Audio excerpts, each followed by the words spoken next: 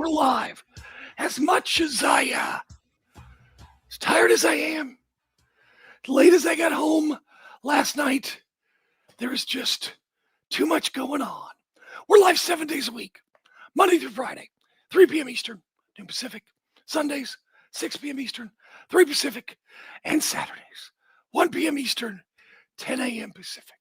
It's Jim Valley. Oh, that's the most exciting type of Valley. Effing King of Recovery. 6-0 against death. I don't want to toot my own horn, but toot.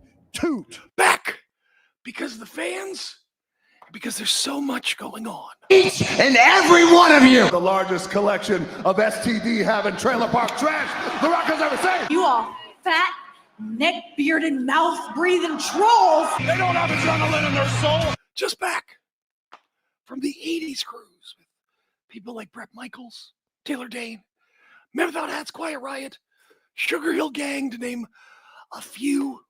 And every cruise, every night, they have different theme nights to dress up. And every cruise, last big night is Pop Icon Night, where you dress as someone or something from 1980s pop culture. And this year I dressed as the Big Boss Man.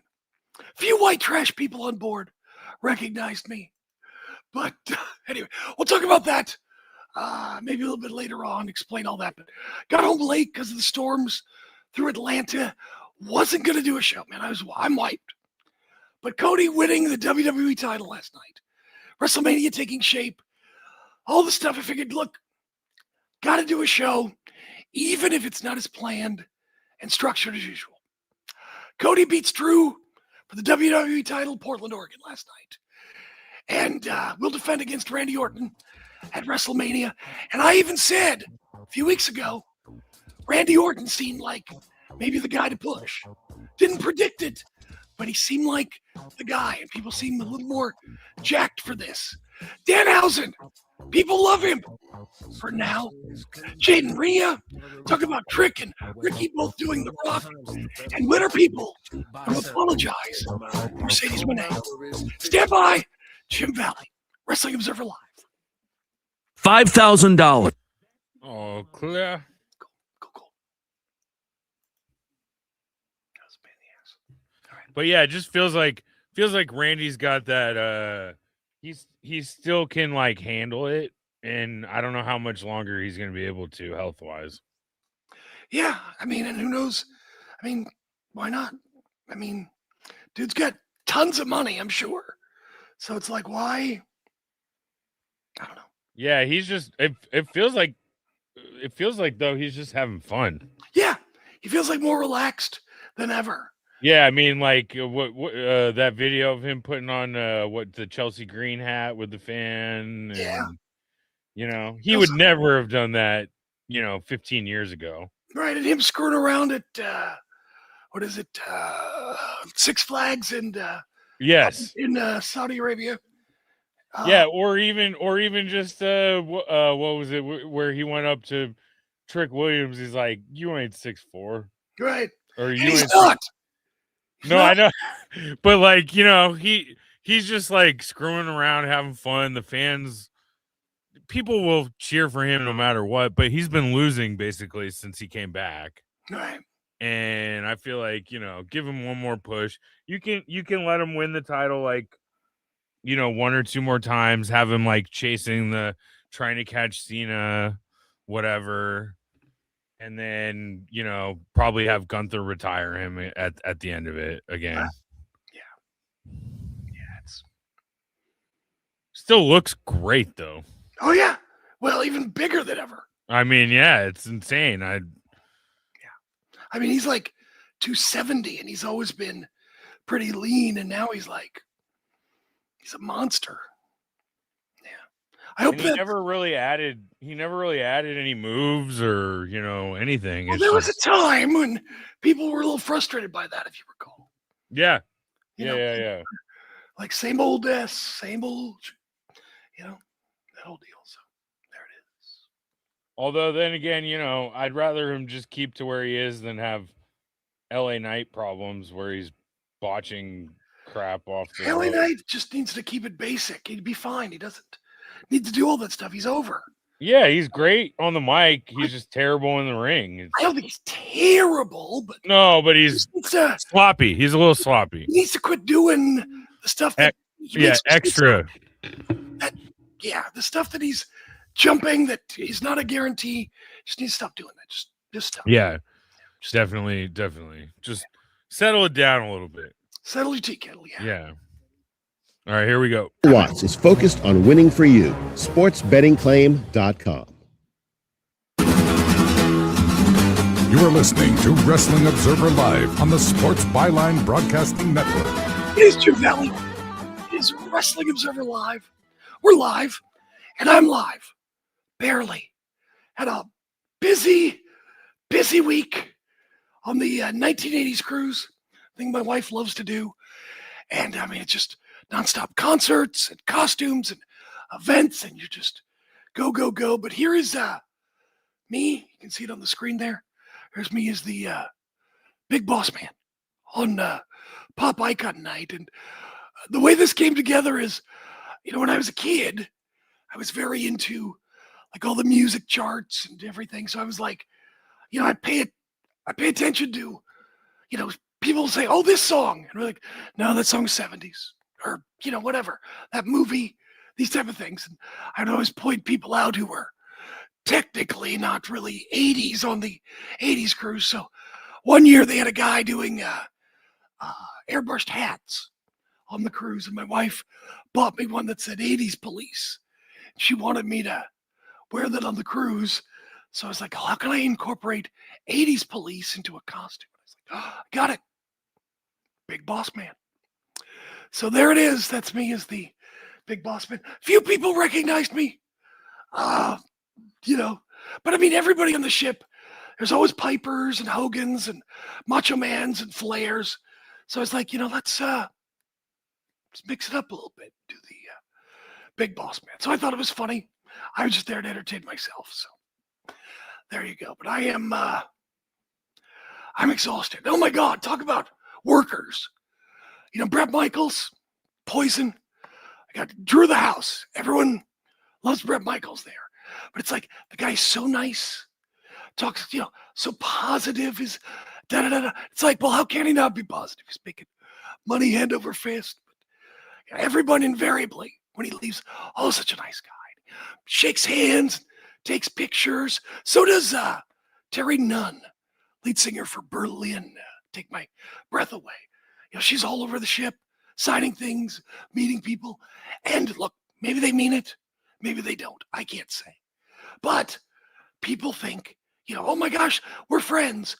And they lobby to get Berlin, for example, back on the ship. And, Terry Nunn is a hustler. It's like wrestlers could learn so much from the hustle of these old pros like Brett and Terry Nunn. I mean, it's to watch them.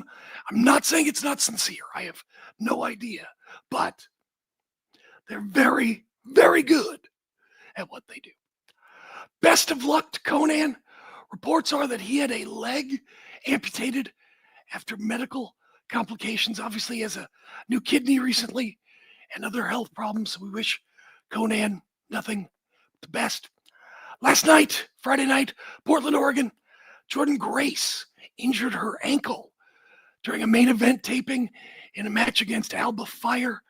Grace posted pictures of Chelsea Green and herself in ankle boots as ankle sisters, apparently Chelsea was calling them. Ishimori and Robbie X defeated the Ichiban Sweet Boys, Robbie Eagles, not to be confused with Robbie X, and Kosei Fujita to win the IWGP Junior Tag Team titles. Honestly, I have not heard about those titles for so long, I kind of forgot about them. Junior champ Doki defeated Master Wato. Also last night, Callum Newman beat Oscar and Jake Lee, defeated Yoshihashi. So Callum Newman and Jake Lee advance in the first round of the New Japan Cup. TNA taping in Atlanta last night. I've been going back and forth. Spoilers, no spoilers, no spoilers. Let me just say this. There was a return of a TNA Knockouts legend. They had Mr. Elegance against Mike Jackson, Mustafa Ali against BDE, Jeff Hardy against Brian Myers, and Moose and Bear Bronson, and lots of activity, lots of different interference and things. And the Atlanta Falcons, members of the Atlanta Falcons were even there at ringside. So it's the TNA taping. You can check it out for yourself. AAA Lucha Libre tonight on Fox and YouTube and all the usual places. It's a pretty easy hour to watch, I got to admit. With all the 2 hour and 3 hour, it's very breezy, very easy to watch. It's going to be Dinamico versus El Hijo del Vikingo. Rey de Reyes tournament qualifying match. Mr. Iguana and Santos Escobar versus Psycho Clown and Abismo Negro. And La Parca versus the original Grande Americano. AEW Collision tonight is live, not on tape, live from Tucson, Arizona. AEW World Tag Team Championship match. FTR versus Zachary Wentz and Desmond Xavier of the Rascals. A $200,000 match. LFI versus the Swirl versus the Outrunners versus Private Party. And in a CMLL World Tag Team match, or World Title Match, I should say. Konosuke Takeshita challenges Claudio Castagnoli.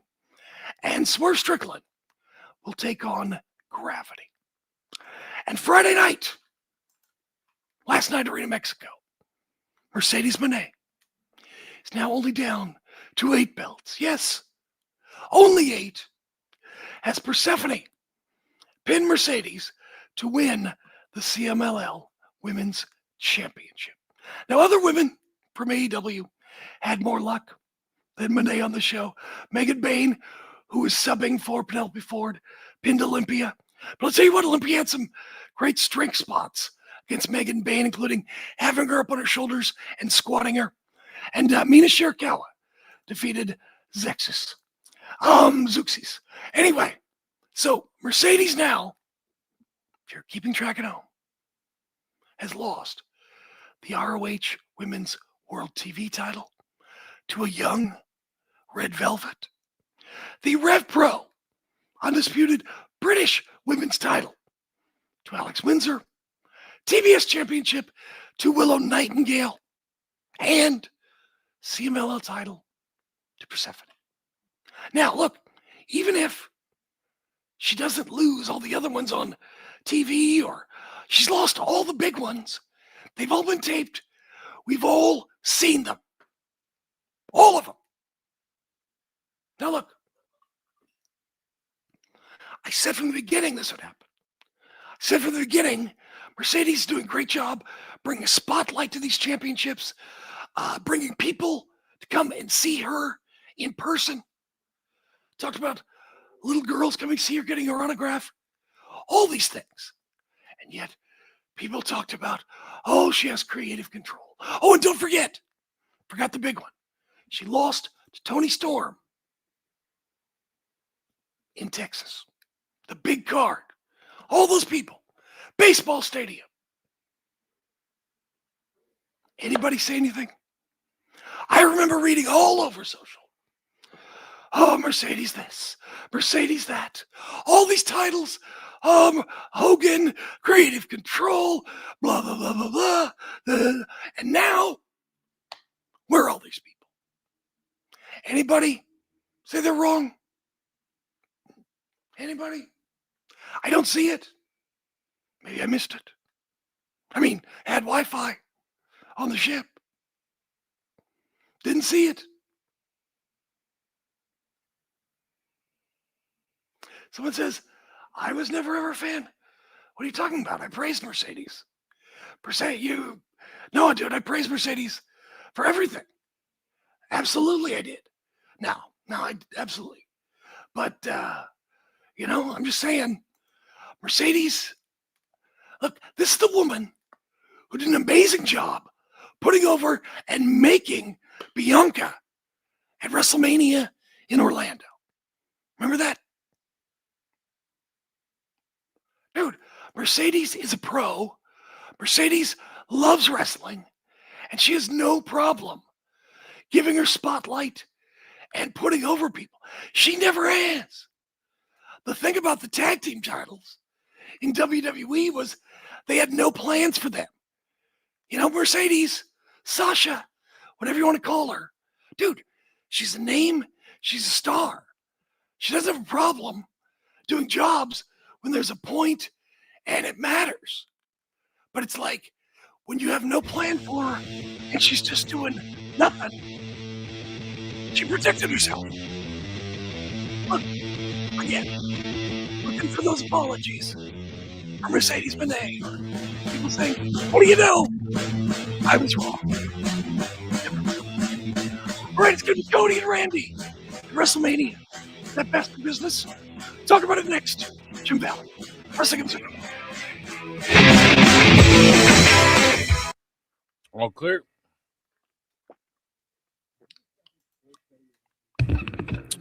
There's no way they have Cody win that match, right? We'll see. We'll see. Anyway. I mean, I guess maybe if they want to extend the feud, like, out, but I feel like they'd do better job extending it if Randy wins with a punt. I don't know. We'll see. I mean, there's a lot of interference happening with Trick and Jacob Fatu and everybody. It's like, see what happens. Yeah. See what happens.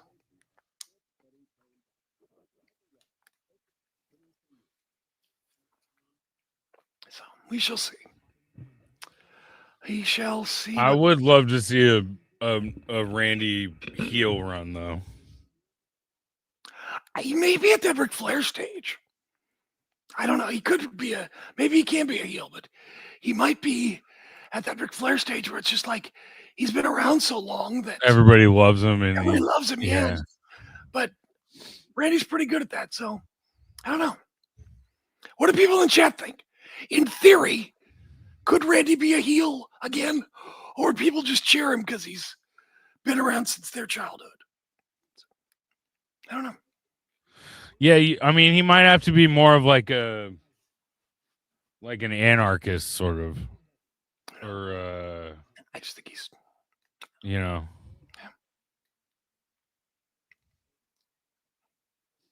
like a vigilante that people love, but like,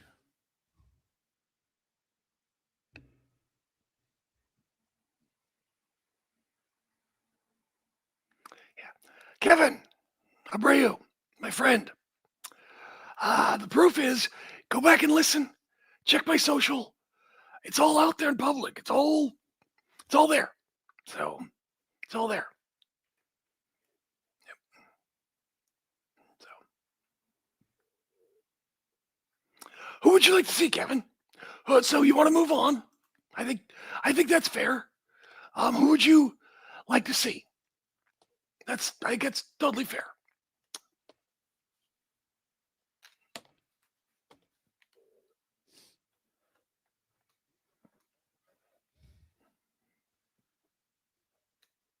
I think it's a fair statement. it's fair. The problem is Triple H seems to love to take care of the guys that have been there for. Right, but I mean, from WWE perspective, it's like you can't just give a new guy. I mean, WrestleMania main event is a big deal, and what if they flame out? Exactly. Or what if they? Yeah. You don't know. All right, here we go. All right. You are listening to Wrestling Observer Live on the Sports Byline Broadcasting Network. Jim Valley. It's Wrestling Observer Live SmackDown. Last night, Portland, Oregon. A friend of mine was down there. Matter of fact, apparently, he when Cody threw Drew into the crowd, my friend had to get out of the way and to avoid Drew. And Drew's a big boy. So my friend says, he texted me this morning, should I sue Drew for falling on me? Funny. Anyway, my friend said, and he was in the crowd last night in Portland, super hot crowd. Show was a lot better than what the reviews were when I got home. So that's just in the arena review. Said biggest booze of the night. Both times they showed Jelly Roll, who's going to be on next week. But that's Portland, Oregon. So, apparently there's been,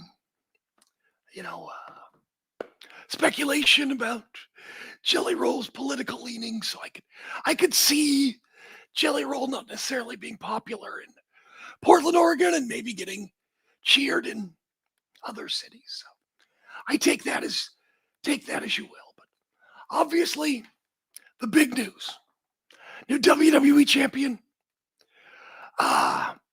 Cody Rhodes. Now, again, everybody complaining about Cody Hogan, and people photoshopping Cody to look like Hogan in matches or with the skullet, all that fun stuff. Now look, Cody, of course, is a top star. He's been a top star for a number of years now in WWE. And of course he has influence. But at the same time, Cody doesn't book. And look, I'm sure he didn't fight this as far as winning the title, of course. But I mean, look, someone in the chat says, what was it? Where was it? Where are you, Kevin? He wrote, where is he? There it is. 2016, 2026. Time to move on from nostalgic like Cena, Rey Mysterio, Randy Orton, and many others. And a lot of people share that sentiment. He goes on to say, he'd like to see future talent carry the company. He's thinking, he suggests Obafemi, Trick's time to shine. Oh, no, someone else suggests that. And look, that is a very common sentiment. And it's funny to me how people always say, oh, new talent, got to promote new talent. And that's true, you do. But from WWE management's perspective, WrestleMania is a big deal. It's the big deal. To main event WrestleMania is a huge deal. And maybe Trick will be a future superstar. Maybe Oba will be a future superstar. Certainly, you can see a lot of potential. Not doubting that in the least. But it's also about management. It's just like any other job. And you give it to Oba or whomever, and it's like, does that upset someone?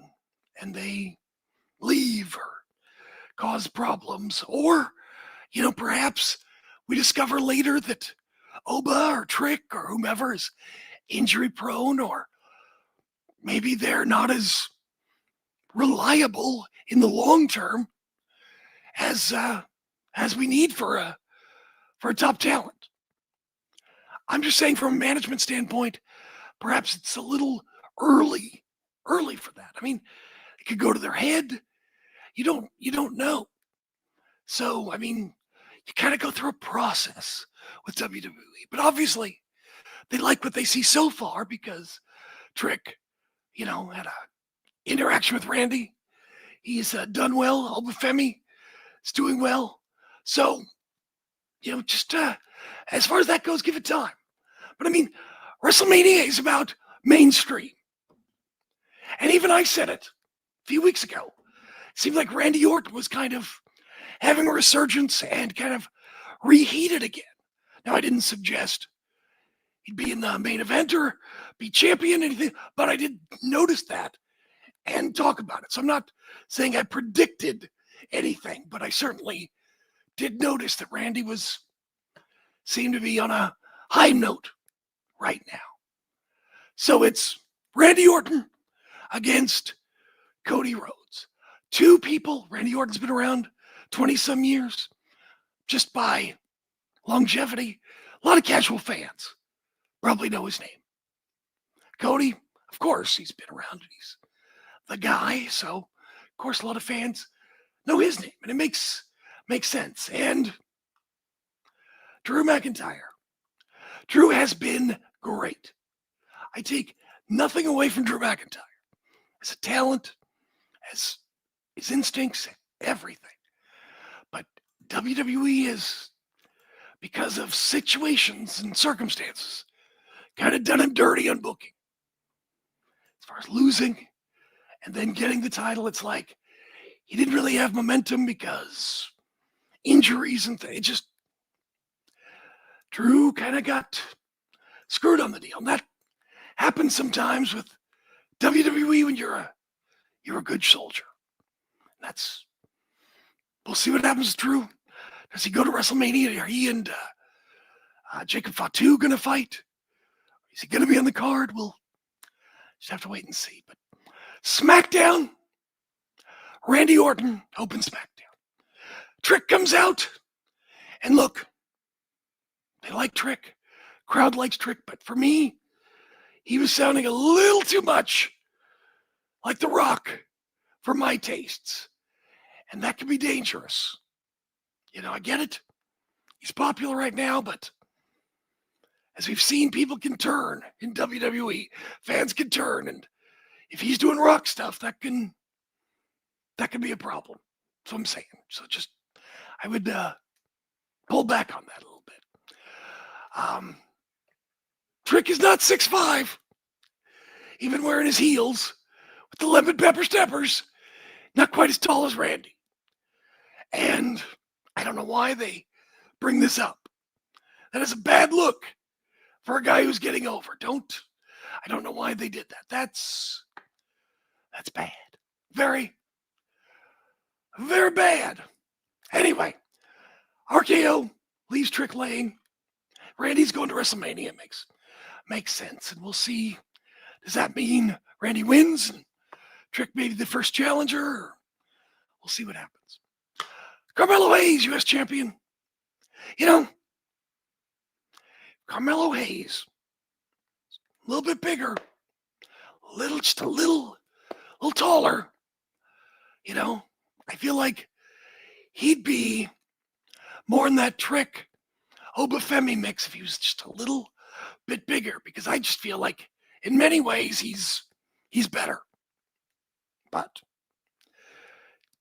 I think the size is gonna kind of hold him back a bit in WWE.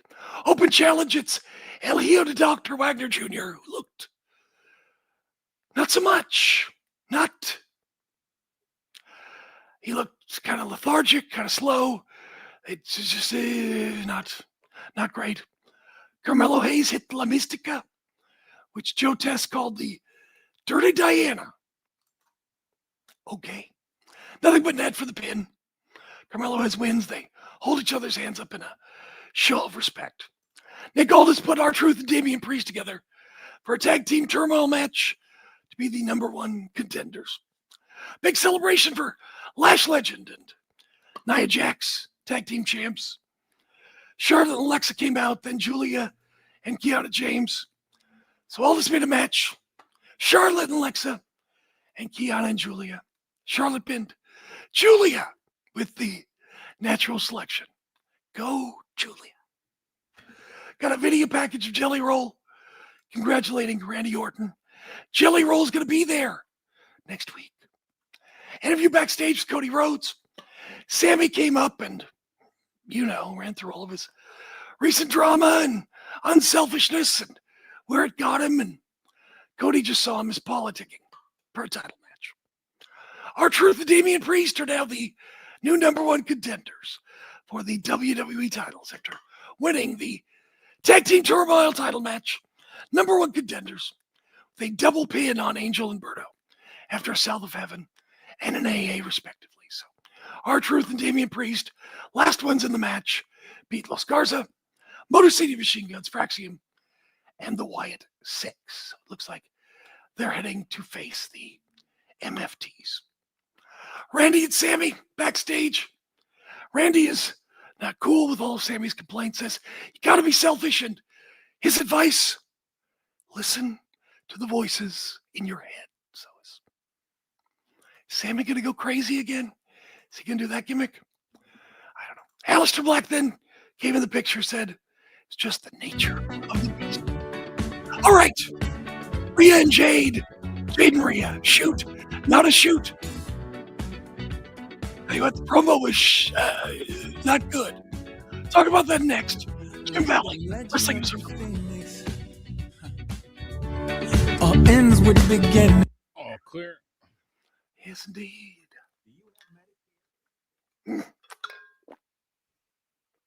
LA Knight does sound like Stone Cold. Yes. Yes, that's true. Yeah. Yeah. Yeah.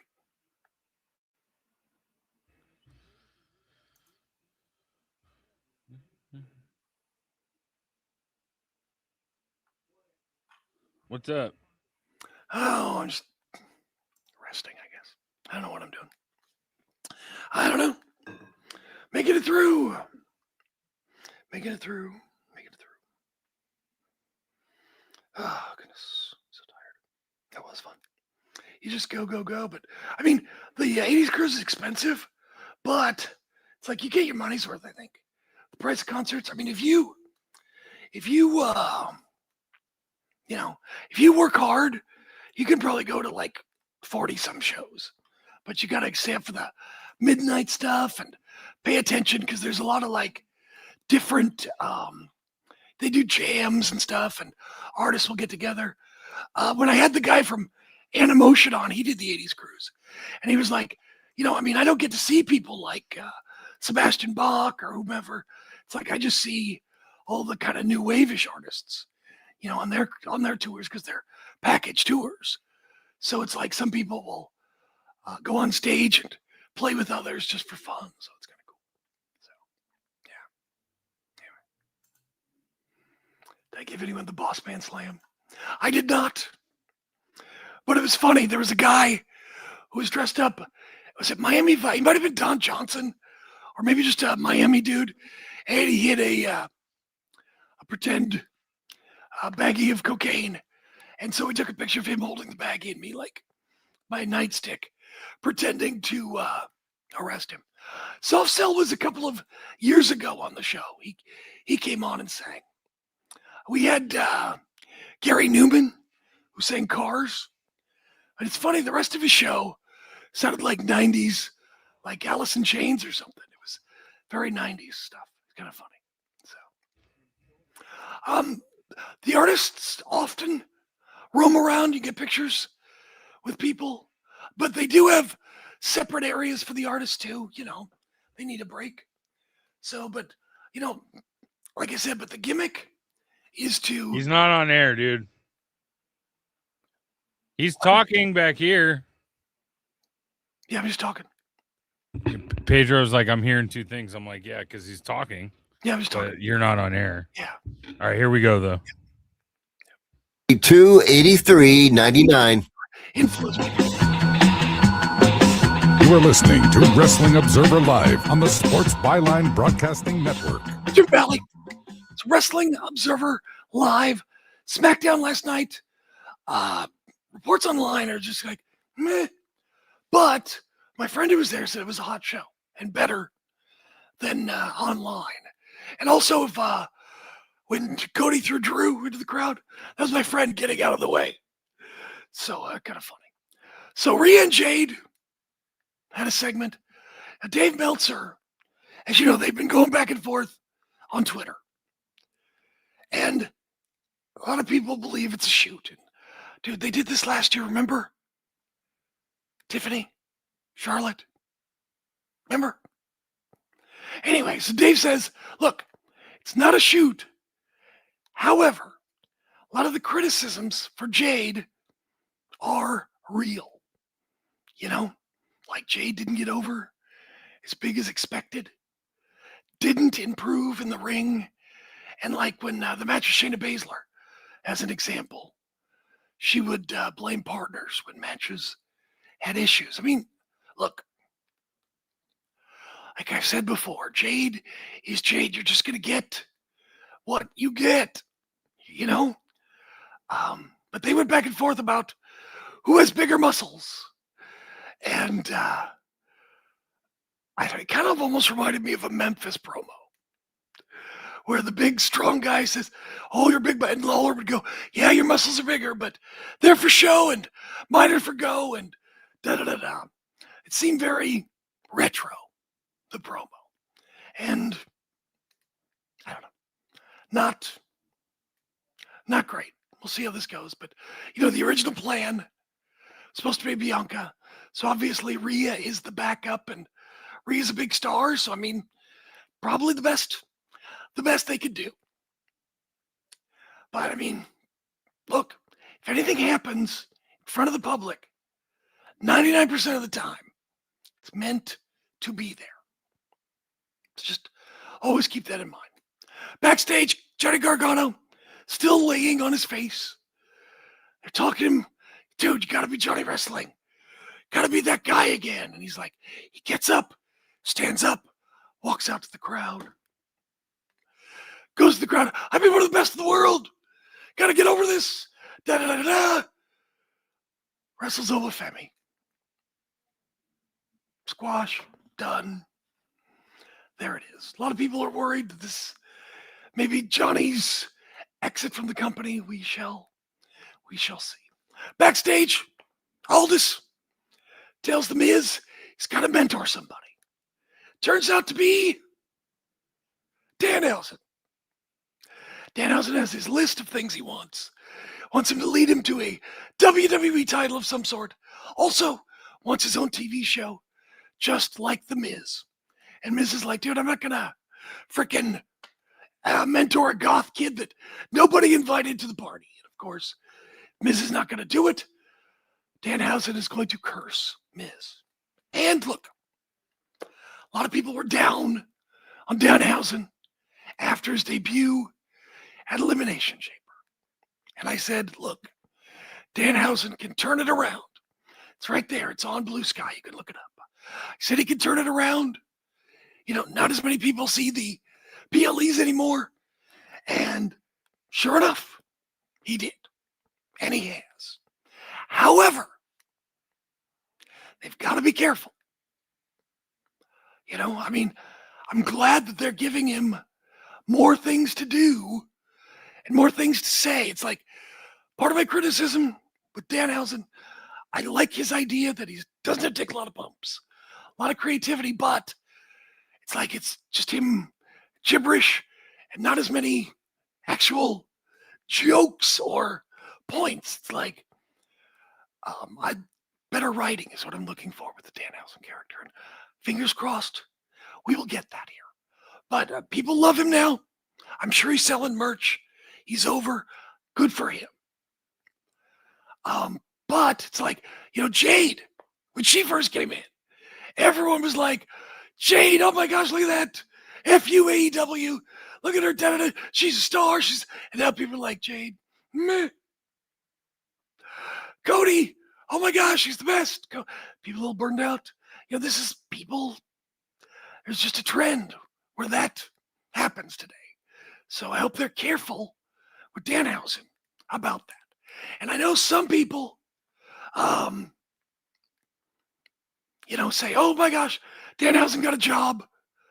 All because he's buddies with CM Punk. Dude. Welcome to the real world. People get their friends jobs. That's what happens. I've gotten my friends jobs. I've recommended them. That's what people do. That's what happens in the real world. A lot of times, I can't say this with WWE, but in the real world, it's like bosses want it to be easy as possible. Oh, they've got a recommendation from this guy who's a star on my team, going to bring in another star. So it's like, I don't have to go through maybe as much, vetting people if I get this kind of recommendation. So that's what happens. Now, if you don't like CM Punk, you don't like Dana, that's totally your prerogative. But in the real world, that's just what happens. So, I mean, I don't know what to tell you about that. That's just the way the world works. It's not unusual or different. That's just the way it is, baby. Main event. Cody pins Drew, win the WWE title. No big surprise there. All throughout the show, Drew was trying to talk Nick Aldis out of it, saying, look, Cody didn't win the Rumble, didn't win the Elimination Chamber. Now he gets a title match to go to WrestleMania. Call this off. This is wrong. Now, here we are. Cody's going to WrestleMania, and Drew, who knows what he's doing at WrestleMania. But I mean, WrestleMania is big names, it's big stars, and you've got to pick big names. But as somebody points out, we saw this match not that long ago at Night of Champions. And it's like, I don't know. I mean, it's true. And that's been kind of the problem with this WrestleMania build. I don't know if there's a story coming up. There's some big bow they're going to tie up where everything makes sense. But I don't really feel like there is. This just feels like they've changed directions a bunch because of injuries and other things. It's like they took Drew out of the title picture, losing. Oh, we need Drew. Got to heat Drew up again right away. Oh, let's just put the title on him. And it was like Drew carried freaking CM Punk in that feud last year. It was his Twitter work and mic work and creativity that did it. Punk was Punk. Drew was the fresh part of that feud. I'm sorry, but he was. And now, Drew, I'm losing, kind of has that not so fresh feeling. Mom, yeah, never mind. Suitably playing tennis and running on the beach. But look,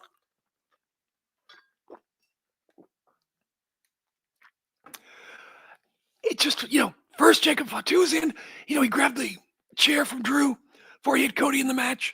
But it's like, Jacob Fatu looked like maybe he was going to be in the main event. Now he's not. Then it looked like this. Everything seems very disjointed. And it's like, this is not a very cohesive road to WrestleMania. We've taken a lot of dead ends, it seems. We've turned around a couple of times, taken some detours, stopped at rest areas, took a leak. It's like, this has not been a great, this road to WrestleMania feels like we're riding with the Griswolds on our way to Wally World. And Drew is so close to the gate. John Candy comes up and says, sorry, Drew.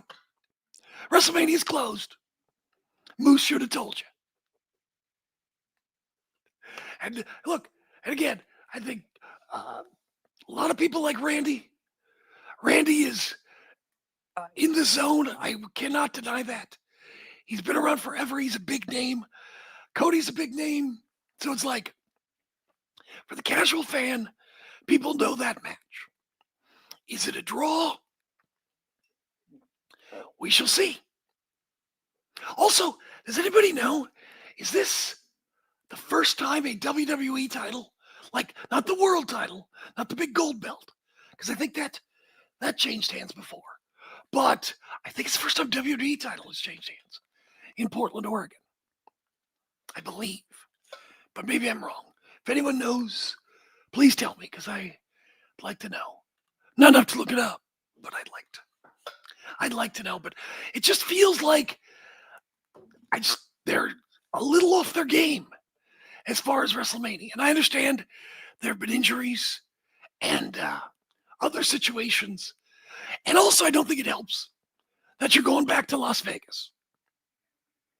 And last year's WrestleMania, aside from Io Sky, who was awesome, Rhea Ripley, who was awesome, that main event left a bad taste in everybody's mouth.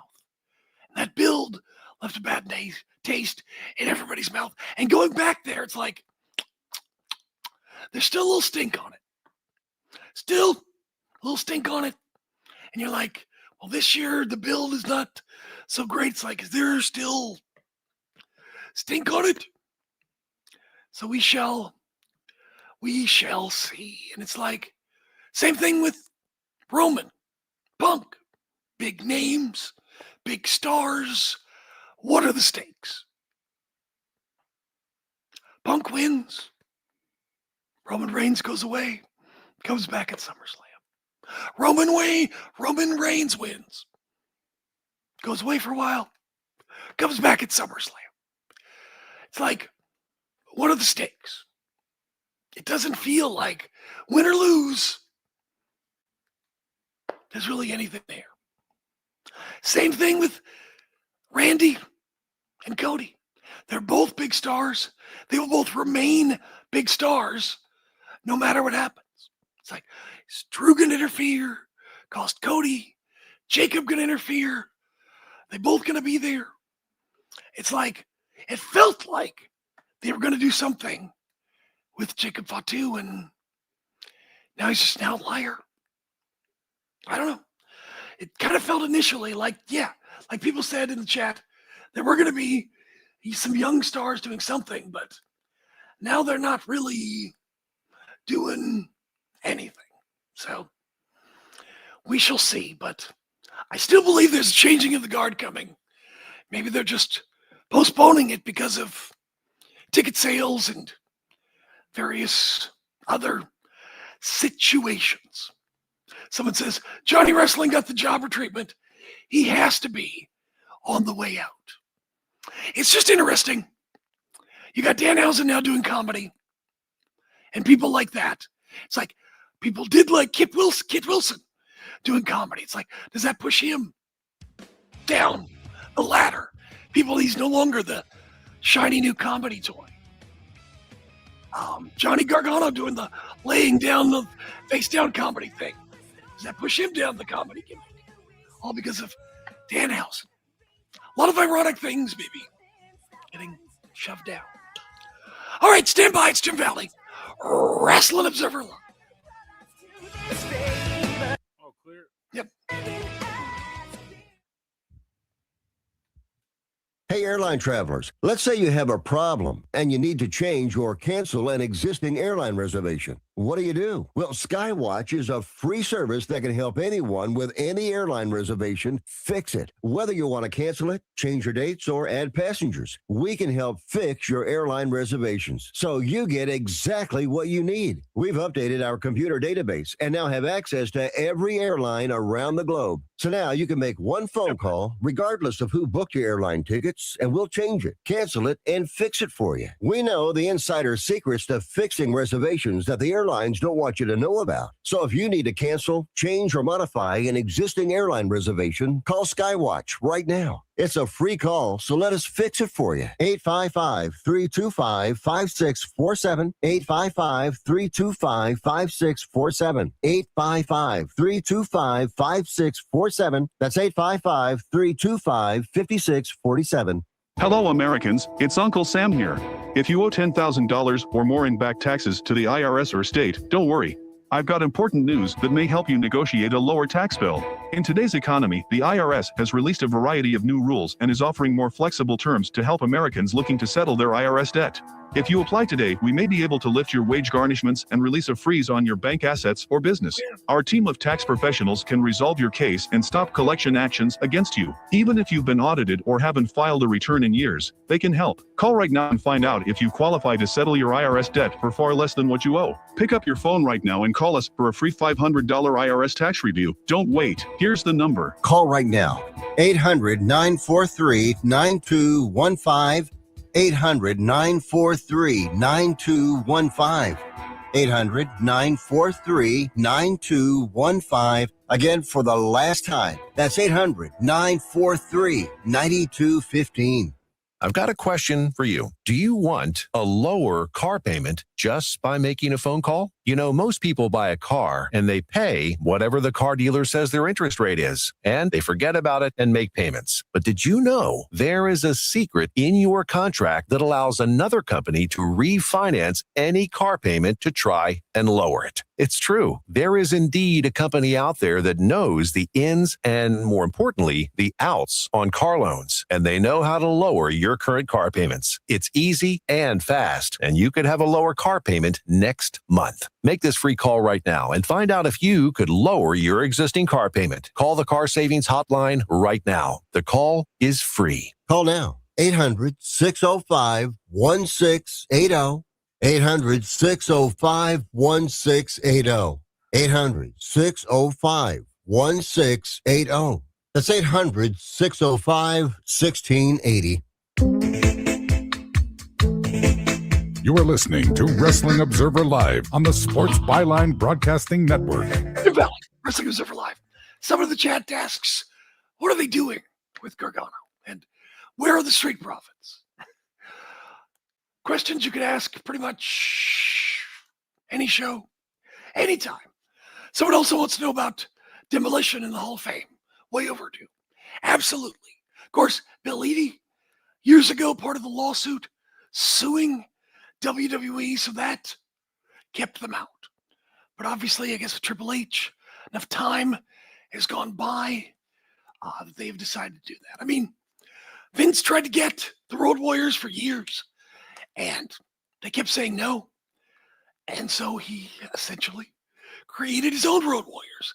And at first there was backlash from the fans, but over time, you know, Demolition got over. Way over. 3-time WWE champions. First time, I believe, to three-peat, I believe. First 3-time tag team champions in WWE. And they were super over at WrestleMania 6 and other places. And, you know, they got over on their own. Even Road Warriors admitted that. And so, you know, good for them. You know, a lot of times Vince will, as WWE has, used characters, created their own when certain wrestlers said no. And oftentimes it works because when you're on the big platform, that's what happens. And a lot of fans literally thought when LOD came into WWE that they were imposters because they never watched Crockett or any other wrestling. And again, WWE is the best. If you're not in WWE, well then you must not be the best. So anyway, congratulations. Barry Darso's supposed to be the nicest guy in the world. So good for him. Good for Bill Eadie. He's picking up for himself and still needs to be in the Hall of Fame in the end. Pure success story. Congratulations to Demolition. All right. I can't believe I made it. I'm dying. Go take a nap. Anyway, thank you for being here. Maybe I'll stick around for a little while and chat. And we should be able to talk to you next week. I'll give you for next couple of months. All right. Remember, the only wrestler, Jim Valley, Wrestling Observer.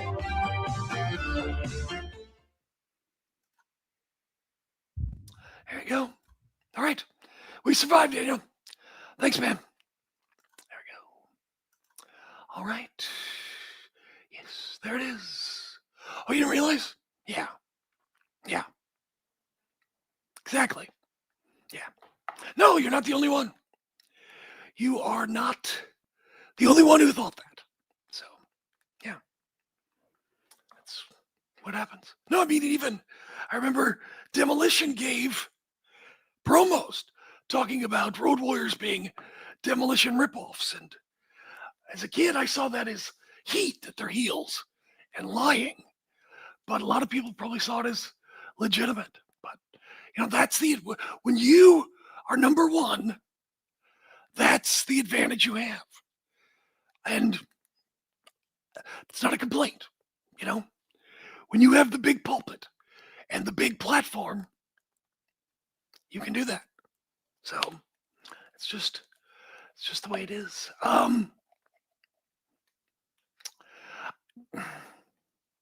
So New Japan having money issues. The main talent leaving, coming to states. I wouldn't say money issues, but I mean, certainly given, their gates and things like that, certainly they're not able to pay as much as others. I mean, they don't have TV deals, big, rich, fat TV deal like AEW or WWE or even, $10 million one like TNA. So that's, they issues, I wouldn't say issues, but I would say they certainly have less money to play with and spend than other competitors. So that's going to happen. But also, a lot of talent was not happy with, ownership and management for a while. So yeah, also Japan having issues with the dollar as well. The yen is weak against the dollar. That's certainly another problem. Thank you for reminding me of that. Appreciate it, Crash. Yeah, so I mean, that's just kind of the deal. I mean, yeah. So I don't know. I mean, it's very interesting. As far as David Finlay, I mean, look, I can see both ways. They wanted him. You go to NXT, you establish this faction of, we'll just call them second generation stars. Even though David's 4, we'll just call them next generation, whatever you want to call them, just for brevity's sake. I get that. Then it's like they get over in NXT, they're a big deal in NXT, and people are excited for them on the main roster. Oh my gosh, here are these guys that rough shot in NXT to build a reputation, build a name, and it's a big deal in the roster. I get that. Okay. I also get that David Finlay, his brother, is in NXT. His dad is in WWE for years. I mean, again, he's 4th generation. He knows what's up. And, he's got a kid who wants to make some money. So I personally think he made the right move. Personally. I mean, but also I could see him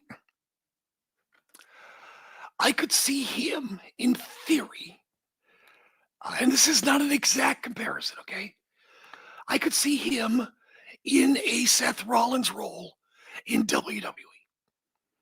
There's this guy, great wrestler. Can David do a lot of comedy or do whatever they want? Is versatile as Seth? Don't know. But, I can see, what I'm saying, the comparison. But also he's not, his size, his style, just to me, he makes more sense for AEW. But that's kind of what I feel. Yeah. So I do not like him just calling the dogs.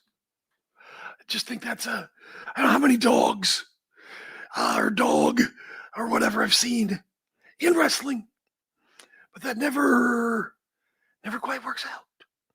So that's kind of, I don't know, my thought as far as that goes. Where was it?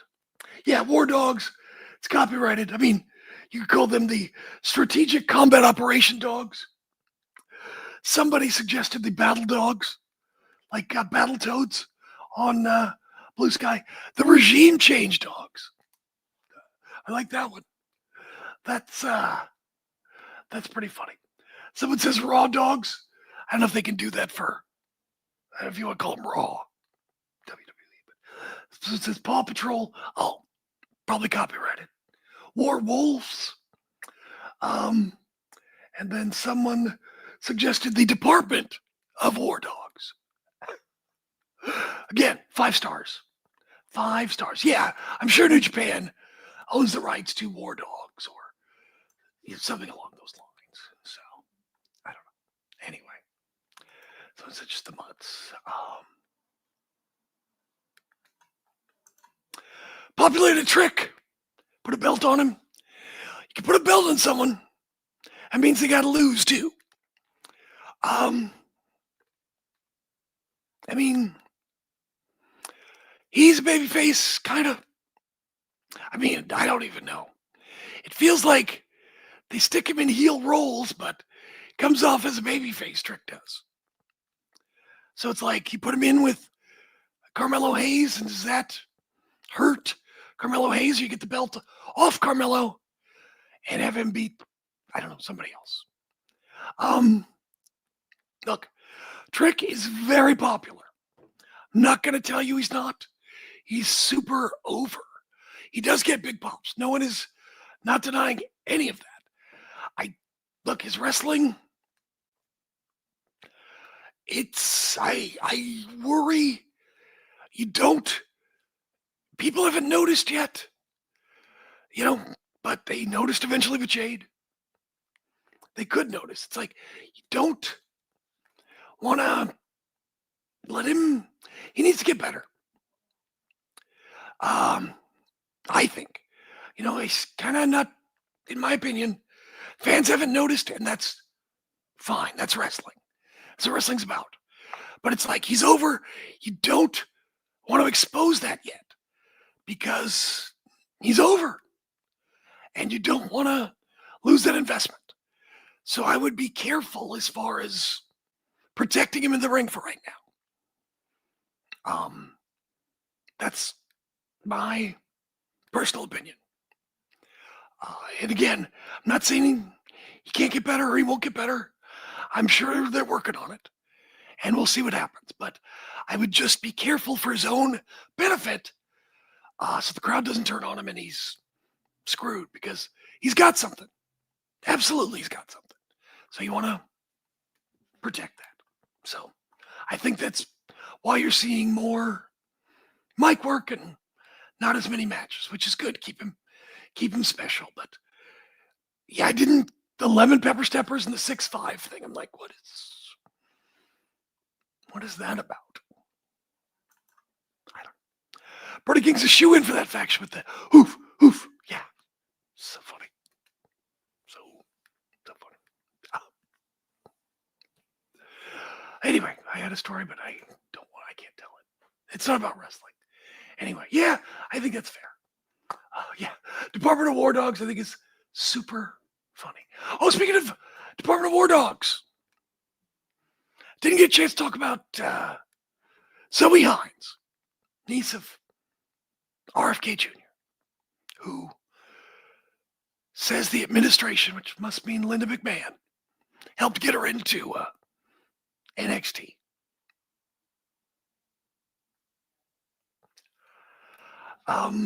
Again, like I said, look, people get people jobs. I think the administration has better things to do, but hey, maybe some downtime. Drink some red wine. Yeah, I just, we'll see how she goes. I mean, they'll probably change her name, and maybe fans won't realize the connection, and she'll be fine. Or maybe they will. Dude, what? If I'm her, why? There are much easier ways for a young woman in her position, to make a lot of money. Get in on the rug pull, the crypto scams. Dude, get a sweet administration job. Dude, what? Why? Dude, why? There's much better ways to earn a job than hurting your body and being on the road all the time. I mean, yeah, you make money and you're famous and all that stuff, but my goodness, why? But okay, well, good for her. Good for her. Yeah. Can I get you a job? I get you a job. I don't know that you want one, but no, I mean, it is what what it is. You apply for something, I will certainly say nice things about you. But I mean, I don't know. Maybe she'll make a great NXT general manager. I don't know. But it's like, but if she's great, good for her. But, will crowds react accordingly? More than likely, I think they will. But you never know. But if she's not any good, then what do? Just make her NXT GM? Make her like a Kiana James mouthpiece? I don't know. I don't know what kind of aptitude she has. We shall see. I was wondering, though, what would her finish? What would her finish be called? People were suggesting. I suggest what? The anti-vax QAnon bomb, ivermectin driver, social security snatcher. Someone else on Blue Sky said the ivermectin, the raw milk lariat. She's going to vaccinate her opponents, who will then die. Maybe a version of the belly to back suplex called Just Eat Liver. The brain worm buster. She definitely won't do the lethal injection. Brain worm, and someone suggested the throat punch. So have all kinds of fun with that. Hey, if it was the 80s, she'd see all kinds of people. It's like her uncle with leathery skin. So, but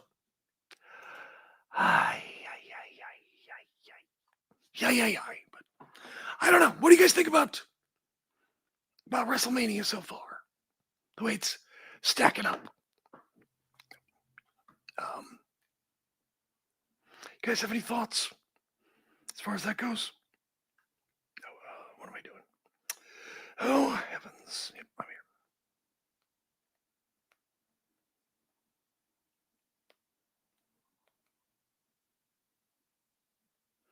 There we go. All right. I don't know. It just feels, it just feels like it wasn't a road to get here, It's like when they did All In, it was a road from Death Riders, John Moxley.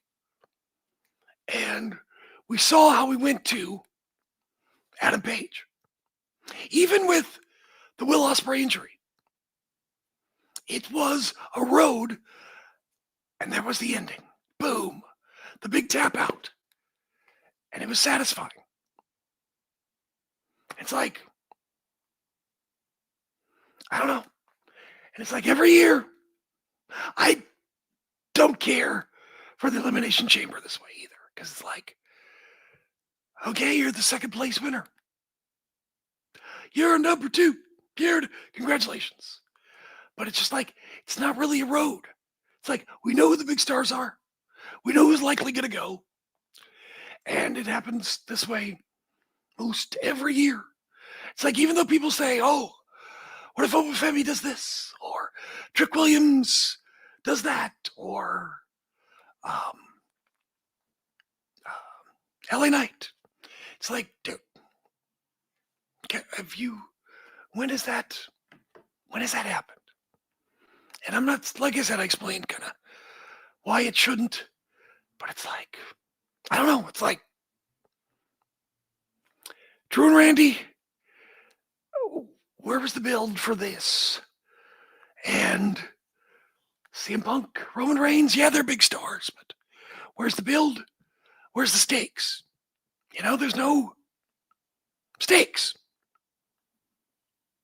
As far as who wins, who loses, what does it matter? Because these guys are always in the mix. they're always on top. And I'm not saying it's a bad thing, but it's like for these matches, it doesn't build any heat or anticipation. And home of last year's WrestleMania, which was kind of ended poorly. It's like, I don't know. Feels like they should try to make up for that. And it feels like they haven't. And with prices the way they are, I guess they've dropped some prices recently. Is that right? Is that correct? So I don't know. Also, Road Dogg, Brian James, resigns apparently, reportedly, from WWE. Apparently his review, I guess, allegedly not great. And look, I'll be honest, I don't get the whole thing with Road Dogg. It's like, dude has been around wrestling before he was born. And I don't get the struggle. And they have the new woman who's in charge. Alexandra Williams, who's been around for a while. Now she's in charge of Raw. So we'll see how that goes. People think he'll be back. His ass better call somebody. I mean, I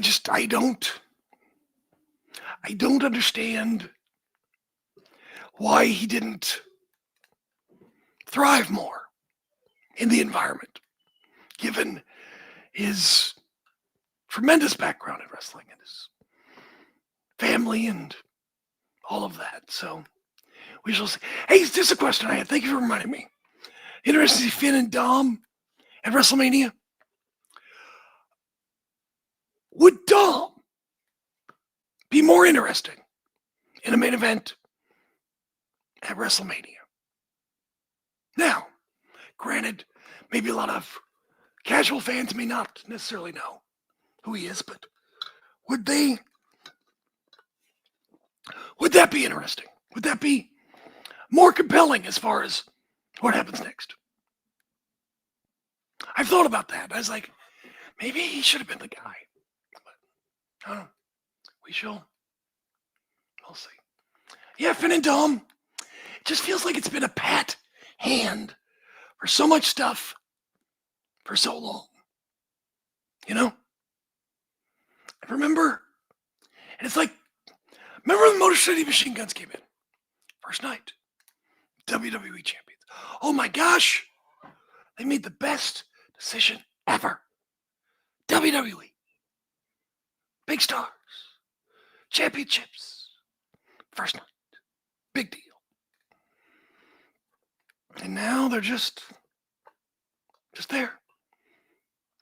I mean, it's like, you gotta give people time to let things shake out and see what happens. A lot of people come in.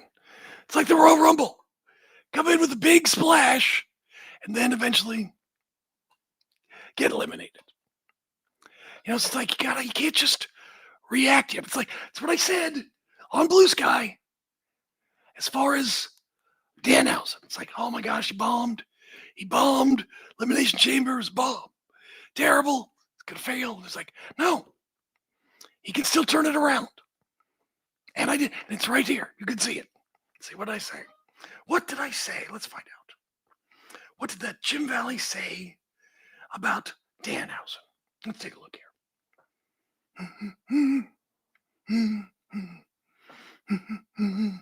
Let's see. What did I say? Oh, Ricky Saints. We need to talk about Ricky Saints. All right. Oh, heavens. Heavens. Let's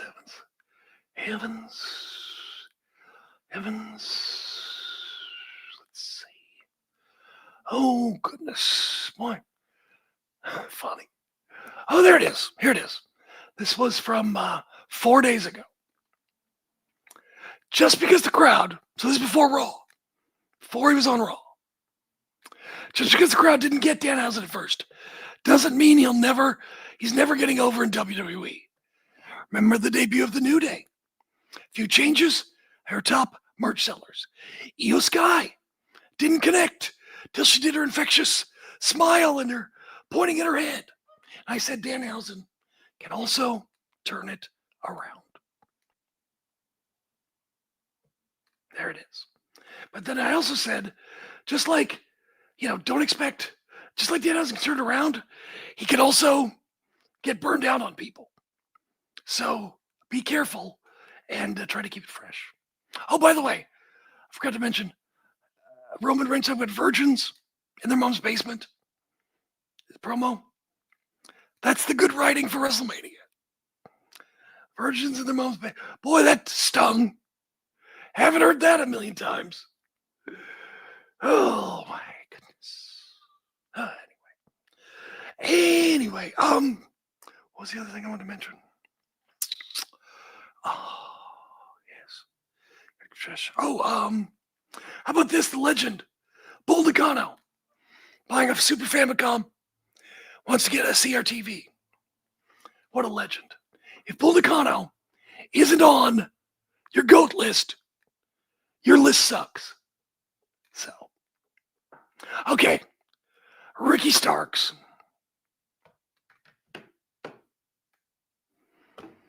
Talked about Ricky Starks.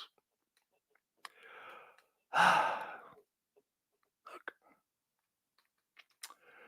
So Ricky Starks comes out and does a rock concert. I don't know if they thought that was heat, because he's doing the rock thing and he looks like Little Rock, and at times he's trying to impersonate Rock. It's like, I don't know if they think the heat is that. Oh my God, what a bad idea. Oh, and I guess they deleted the video from YouTube. But I'm like, that is a career killer. I know a lot of people are big fans of Ricky Starks. So it's like, that is a career killer to do that. Because you can't, dude, Rock's greatest of all time. I'm sorry. You can't do that. Look, like I've said at the beginning, he has talent, good looking guy. Maybe doesn't have WWE size, but just, dude, you got to be consistent each and every time to build momentum. You know? And I just don't know, can you succeed in WWE looking like a smaller version of their most famous living legend? You remember Miz from his MTV Road Rule days would impersonate Rock. The Miz was The Rock on MTV, basically. Smell the Miz cooking, all this, all that stuff. And first thing gets WWE, they said, knock that shit off. And so he had to come up completely different. And it's like, I feel bad for Ricky Starks. Whoever came up with that idea, it's like, do they not like him? I get he's Joe Hendry and singing and stuff, but it's like, that is way too close to a Rock signature bit for a guy who looks like him. You know, Elias can do it because he doesn't look like Rock. There's no comparisons there, but Ricky Starks, it's like a Vince Russo gimmick. It's like when Petey Williams was Little Papa Pump, or Brad Armstrong copied his brother, or all those copycat gimmicks that Vince Russo did. It just feels literally, I know a lot of people always say that when it's not, but literally feels like a Russo idea to have him be Little Rock. And that's just, you don't want to be that. So, yeah, that was, oof. I know, exactly. Yeah, why are they rehashing most successful gimmick from 25 years ago? Yeah. Yeah. That's Rock can't do the Rock well enough these days. That's funny. But yeah, I saw it all over. Edge was right. All this stuff. It's like, look, I get you're influenced. That's understandable. However, same thing. And I felt Trick Williams was a little rock-like, rock-ish, rock-adjacent when he was talking to Randy Orton. Just like, probably should try to not do that. But I mean, at least he doesn't look like him. But still, I was just kind of like, maybe do something else. So I don't know. We shall see. But it just feels like there's just what is causing this road to WrestleMania to being so bumpy. So I don't know. Yeah. I mean, that was the 90s. Yeah. I mean, that's the other thing. That's a good point. The 90s, it's not the 90s. I'm not the guy to talk as far as what kids want. But it's like, is that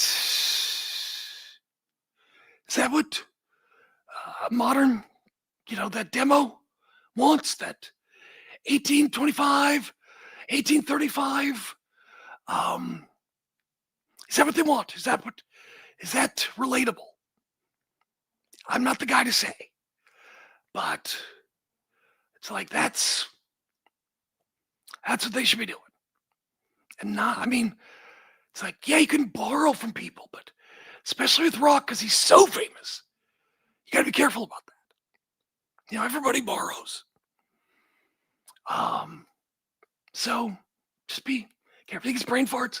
Feels like there's something going on. It's like, this has not been a very cohesive road to WrestleMania. And it's kind of the second year in a row. So it's like, I don't know. It's like, I realize a lot of WrestleMania sells itself, but I don't know. So, I don't know. It just feels like there's something. It's like, is there like management interference? I don't know.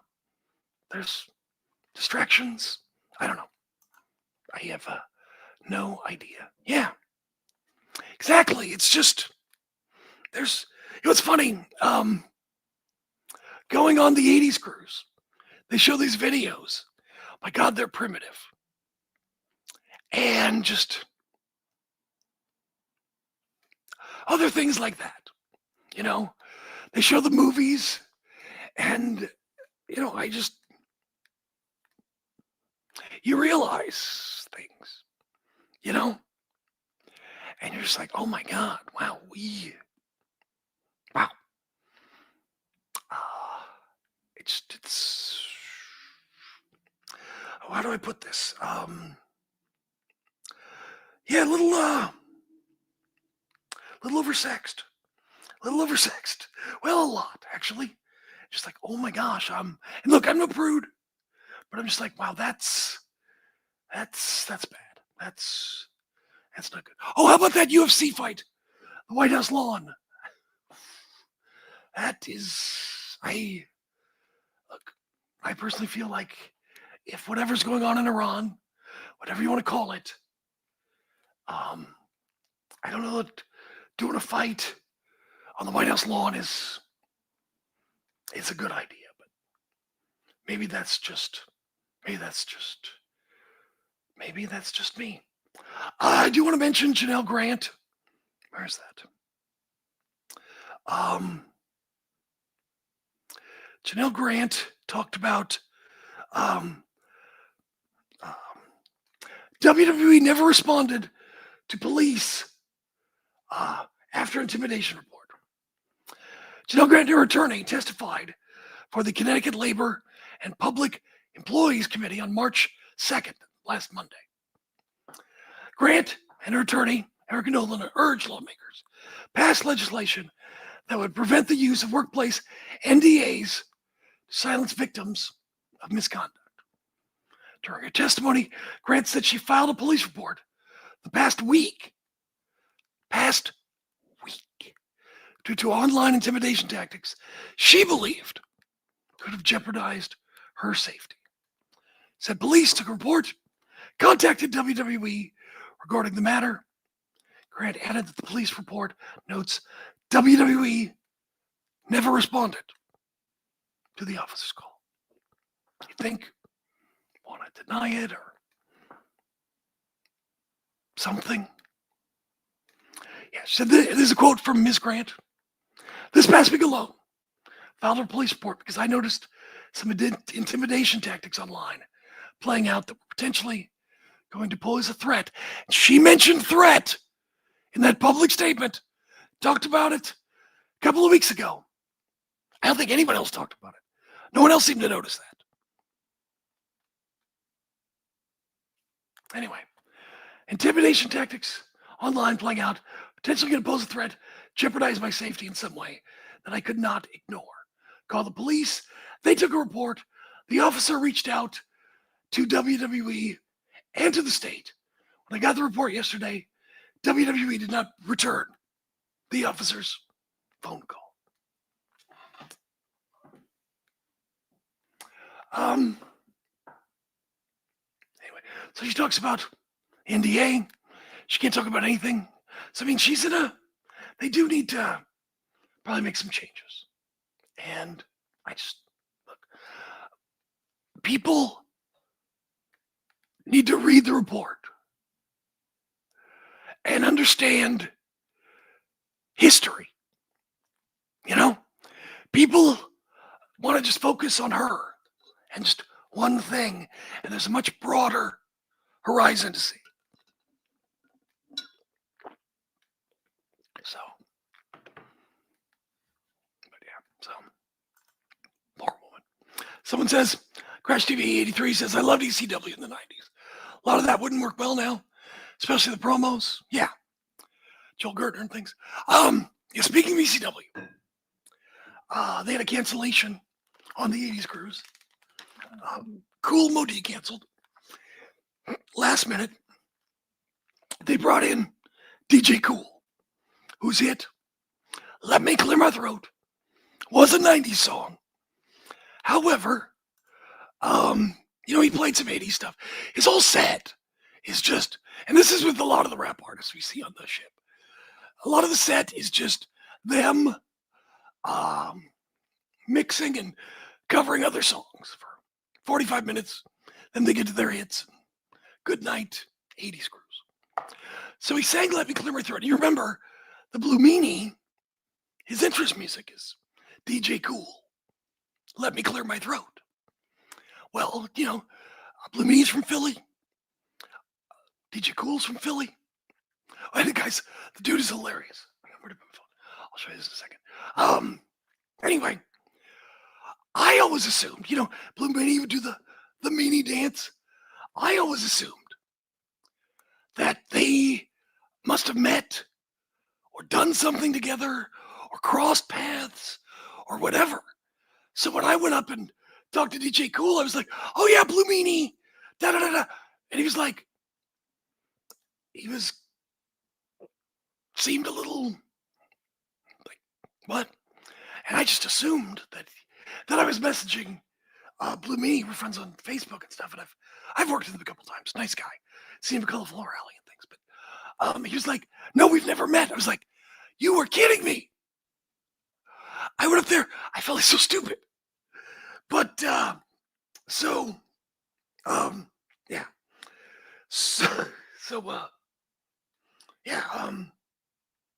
He had never met him. So I went up and saw him later when I got a chance. And we talked a little bit. And I explained about,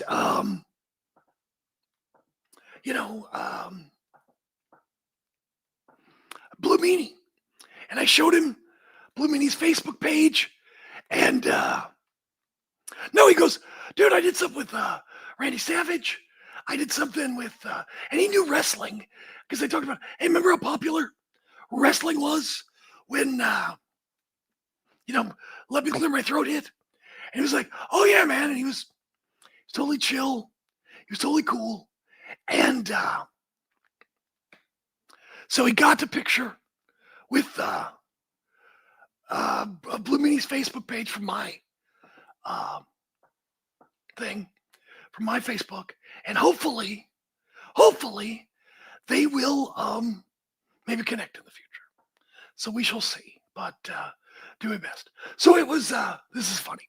It was Punks and Preps night. So I was dressed up as Prep and got my fake brick phone there, as you can see, which is kind of funny. But I saw DJ Cool in the casino. Guy is cool as hell. Cool is nice guy. Super good guy. Anyway, so I go, hey, you want to take a picture of the phone? Look at this. Look how funny that is. Look at that. It's so funny. What a great sense of humor. So he goes, dude, send me this. So I had him punch his email into my phone and go, whatever email you want, I'm not going to bug you. But so he wanted the picture, which is pretty funny. So yeah, I mean, that picture, hilarious. So funny. So yeah, but yeah, he's a good guy. Fun show. Lots of waving your hands in the air. After a while, I did care. Bursitis, all that stuff. Met Master G, not George Wells, but from, Sugar Hill Gang, the legend, guy who started it all. His real name, I guess I never bothered to look it up. Guy O'Brien. His name's whiter than I am. But yeah, I mean, got pictures with a bunch of people. People chill on the cruise. They're super cool about everything, for the most part. Yeah, lots of waving like you don't care. But after a while, you do care because it hurts. But yeah, I mean, the 80s cruise is a lot of fun. I mean, like I said, the artists mingle. They do Q&As with the artists. People talking. Like OMD, they're pretty funny. My wife loves OMD, so she got a picture with one of the guys. Yeah, I mean, without even trying, you could see 20-some concerts. Not even trying. And with trying, probably up into the 40s. And with the price of concerts these days, it's all right. You get your money's worth. They have tons of contests, interactions. Like I said, a lot of the artists mingle. Some of them, like Bret Michaels is so big, he probably can't just walk around the ship. There'd be a mob. But I mean, a lot of them do. A lot of them are just chill. You can just take a picture. Totally cool. A lot of people come to the bar. You can talk to them. Totally cool. No, it's fun. Daz Band was on. And they talked about, funk. It doesn't need to be loud. And they did some smooth groove, smooth jam song. And I saw them later at the buffet, and I told them, I learned something last night. Your show is entertaining and educational. I learned funk. It doesn't need to be loud. And I thought that was the funniest thing. So you can have fun. And they're totally cool. They'll tell stories, they'll talk. And what always happens is there's always surprises. For me, A Quiet Riot was a big surprise. They were a big hit when I was like in junior high. And I think I had the tape. But I remember, the Come On Feel the Noise was a Slade song, different band. And a few Quiet Riot songs were Slade songs. Slade Riot's very fun, very poppy music. And I always remember from Quiet Riot, what I remember is liking the Slade songs and not so much Quiet Riot songs. That's what I remember. And I was like, okay, we're going to see these guys. And they have one member, Rudy Sarzo, who's a legend, from not the original band, but the band when it hit. And, he was in Ozzy's band. Randy Rhodes were good friends, all that stuff. So, and then they have all the other members. One guy's been in the band, guitar player's been in the band 20 years, 23 years. And he was there when Kevin Dubrow, the lead singer, started it up the second time in the 2000s. And so I assume he's the guy who, is in charge. But it's like the new lead singer, in my opinion, is better. I think the band altogether was better, in my opinion. So I was like, dude, it's a great show. Never drug. Songs were to slog. I had a great time. There's also a drunk woman from Kentucky who was hilarious. Bang your head. Go to bang your head. This is my thing now. I think it was her first cruise. This is my thing. I'm going to make this my thing. Hilarious. People on the cruise, pretty chill, pretty cool. What else was surprising? No Wasp wasn't there. Downtown Julie Brown, MTV VJ, Mark Goodman, Alan Hunter, MTV VJs are there. Julie Brown interviewed Taylor Dane, who had hits in the late 80s, early 90s. True story.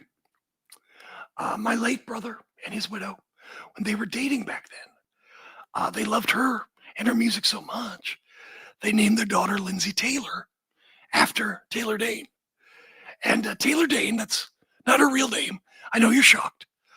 She got the name from Dee Snider of Twisted Sister. He gave Taylor Dane her name.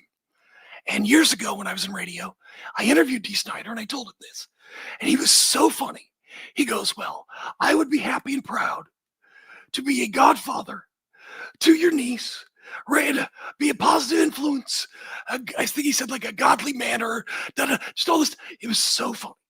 It was so funny. Died laughing.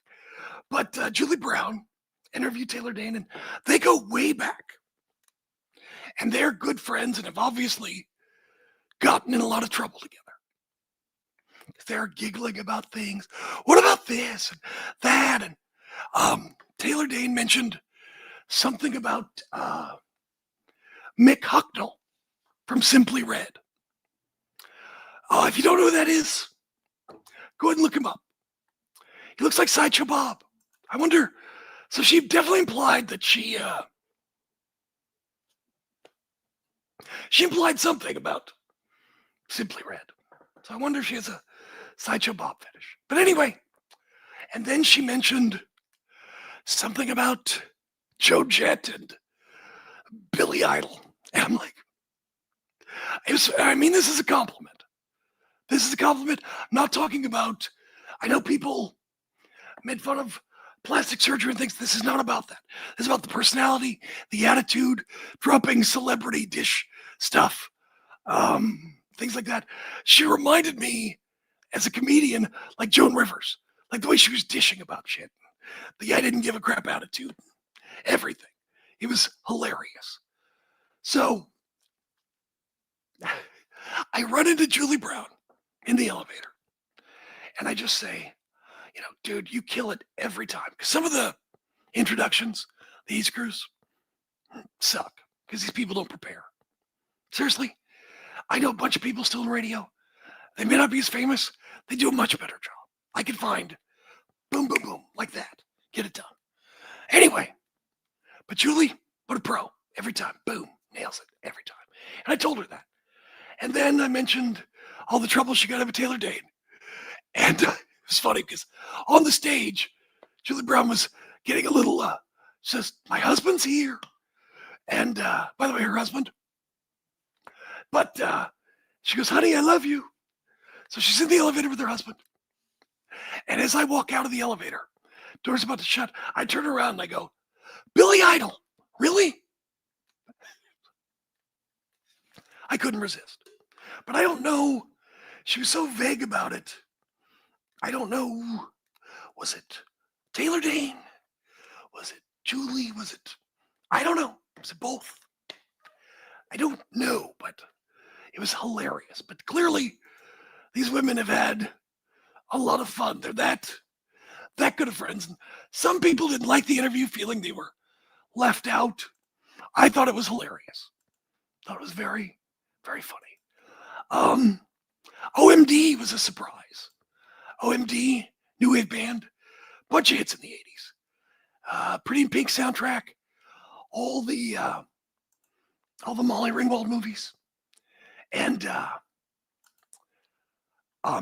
guys all over the stage dancing. I didn't expect that. Very energetic, a lot of fun. Men Without Hats, remember Safety Dance? That dude is hilarious. Look, I cannot recommend enough. If you get a chance to see that guy, Ivan Dvorak, something like that, go see him because he's all over the stage. He's very funny. It's very upbeat. It's fun. Yeah, they play Enola Gay. They do all the. Go see OMD is fun in concert. They're very funny, kind of cheeky British guys who've been friends since like they were 7. And I guess they did great Q&A, and they were very funny. But that was more energy than I expected. But what you do is you do 2 concerts a night. There's one in the big theater, like OMD, like an artist who has, say, 3 to 5, 6 hits. They're the big theater. Artists who may have 3 or less, 2, 1, stuff like that. They're in the ice arena. It's a little smaller. Or oftentimes, because you can take the seats out of the ice arena, people can dance. A lot of times, a band you want to dance to or rock out to, they'll put there. Like Quiet Riot filled the ice arena. And some people are saying, oh, they were good enough for the big arena, big, whatever you want to call it, big room. But look, I thought that initially first, but don't get tied up in this is number 1, this is number 2. It's like for a rock show to be right on top of them, you can be right up front, you can dance, you can move around, great energy because you're so packed in there. It felt like a rock club. So I was like, I think I get what people are saying, but I think for a rock band, I think it was better, in my opinion. But yeah, they filled the place, which surprised me. But I guess with the cruise, with Bret Michaels, the headliner, of course you're going to get a lot of rockers. Oh my God, does that guy have fans?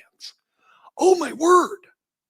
I totally see why he held out more money for Poison, because he deserves it. But it's a lot of fun. If you like the 80s, you like dress up. Also, on the cruise, I met a guy by the name of Mike Rand, who is a 30-year Wrestling Observer subscriber. And he watches everything. New Japan, all kinds of stuff. Everything.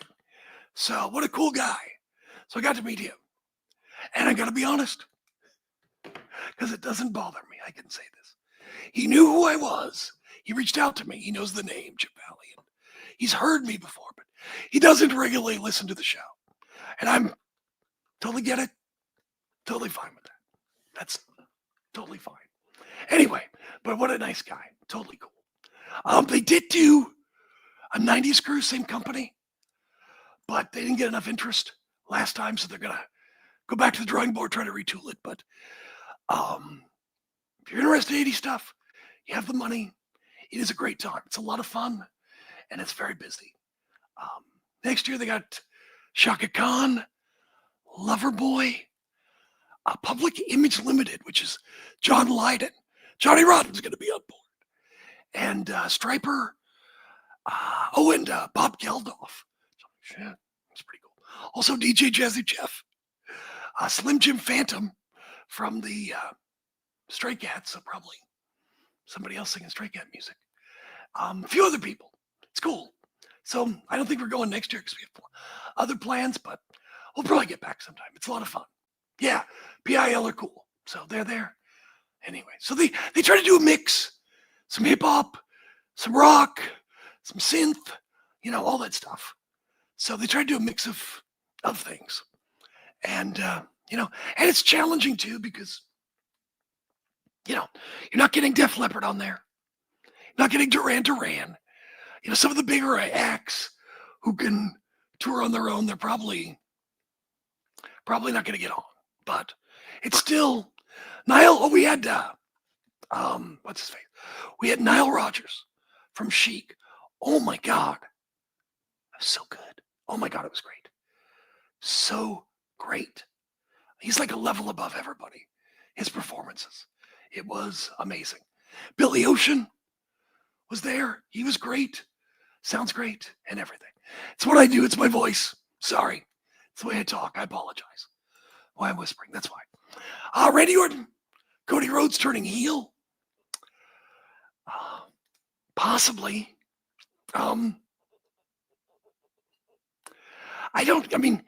At this age, this stage in his life, can you turn Randy Orton heel? I'm not saying he couldn't do all the heel stuff, but is he at that Ric Flair legend stage where fans grew up with him? They all know Randy Orton. What do? Can he turn heel? I don't know. Like I said, he can go through the motions, but would it work? That's my question. Cody Rhodes turning heel? Yeah, he could do it. But it's like, again, this road to WrestleMania, it's like, well, he's a little heelish here. He's not heelish here. He's just getting retribution here. It's like, there's not a clear path to all this. He could turn heel, certainly. But it's like, it's been so, is he, isn't he? It's not the right way to build it and sell it. It can happen, but I just don't know. I don't know how people take to it. It's like he's still pretty popular. I get, certainly there's a little booing and some reaction to that, but outside of, hardcore fans, is he still pretty popular? I don't know. Maybe it needs more time to take. Well, I'll say, yeah, and Cody and Randy have fought so many times. That's true. They just fought it. Bill mentioned it, Night of Champions. Yeah. So, I don't know. Well, I get that this is a big match, but a lot of these things, like Drew's been watered down. Randy lost. Has he been watered down? Have they reheated him enough? Some people you can reheat. Some people you can't. Some people are pizza. Some people are not.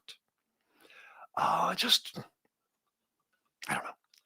What are the stakes?